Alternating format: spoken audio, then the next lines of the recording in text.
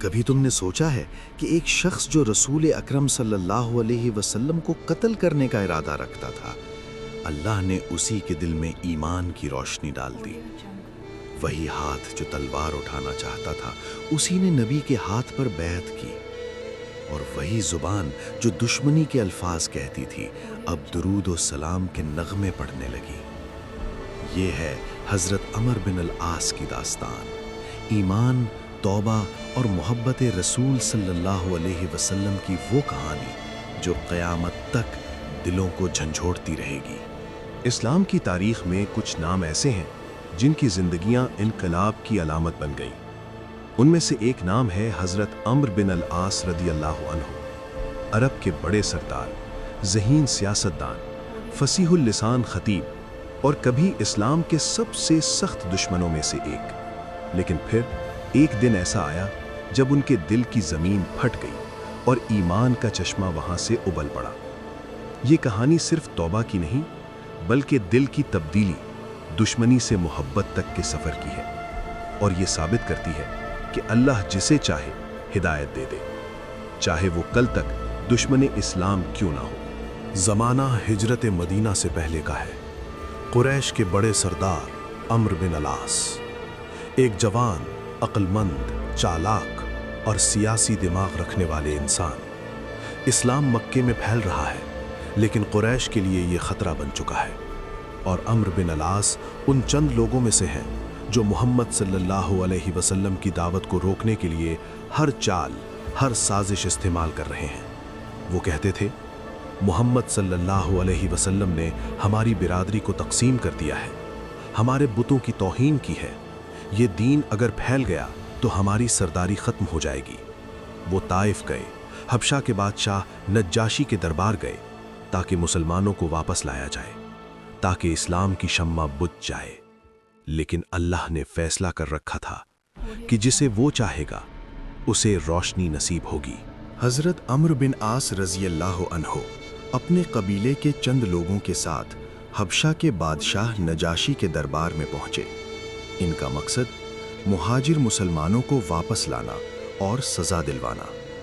انہوں نے بادشاہ سے کہا، یہ لوگ اپنی قوم کو چھوڑ آئے ہیں، بغاوت کی ہے اور تمہارے ملک میں پناہ لی ہے، انہیں ہمارے حوالے کر دو۔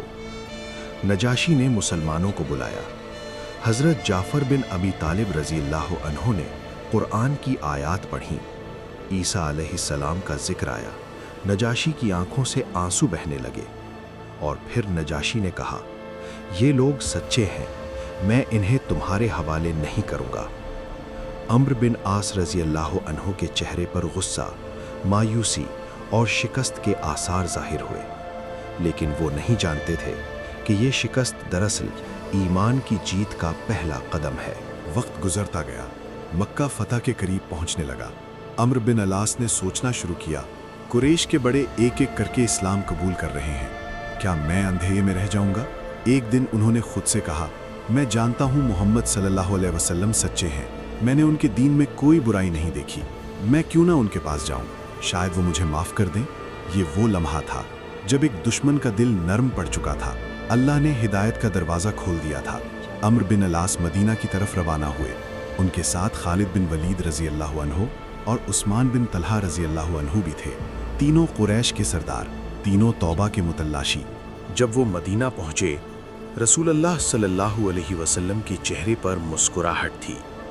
یہ وہ مسکراہٹ تھی جو دشمنوں کے دل پگھلا دیتی تھی۔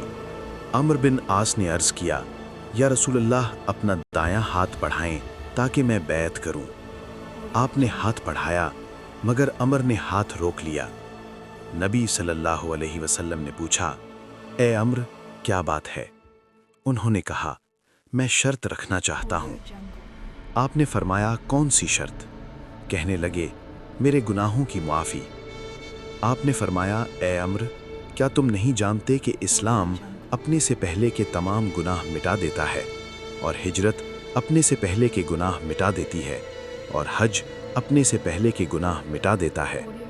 یہ سن کر عمر کی آنکھوں سے آنسو بہنے لگے، وہ رونے لگے جیسے برسوں کا بوجھ ایک لمحے میں اتر گیا ہو۔ انہوں نے بیعت کی اور ایمان ان کے دل میں جا بسا۔ अब वही अम्र बिन आस रज़ियल्लाहु अन्हु जो कभी दुश्मन थे, इस्लाम के सिपाही बन गए, ग़ज़वात में शरीक हुए, इल्म में आगे बढ़े और बाद में मिस्र के फातिह बने। लेकिन उनके दिल में एक खौफ हमेशा रहा।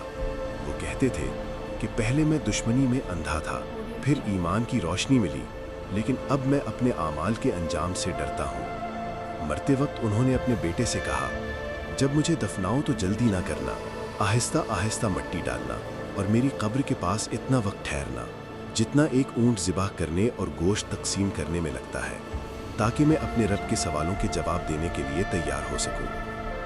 यही वो ईमान है जो दुश्मनी से मोहब्बत और खौफ से कुर्बत में बदल गया। वो लम्हा जब अम्र बिन अल आस ने कहा कि अगर मैं नबी सल्लल्लाहु अलैहि वसल्लम के ज़माने में मर जाता तो मुझे जन्नत की उम्मीद होती, लेकिन आज मैं नहीं जानता कि मेरा अंजाम क्या होगा। ये जुमला सिर्फ खौफ नहीं, ये ईमान की गहराई है। ये उस दिल की गवाही है जो कभी दुश्मन था और अब मोहब्बत में फना हो चुका है। हज़रत अम्र बिन आस की कहानी हमें ये सिखाती है कि अल्लाह की रहमत की कोई हद नहीं। कोई इंसान कितना ही गुनाहगार क्यों ना हो, जब दिल बदल जाए तो अल्लाह दरवाजे खोल देता है। ये कहानी दुश्मनी से मोहब्बत, तकब्बुर से तौबा और कुफ्र से ईमान के सफ़र की याद दिलाती है। आज के इंसान के लिए पैगाम ये है कि अगर हम भी सच्चाई को पहचान लें तो अल्लाह हमें भी वैसी ही हिदायत दे सकता है। कभी देर मत करो, क्योंकि तौबा का दरवाज़ा आज भी खुला है।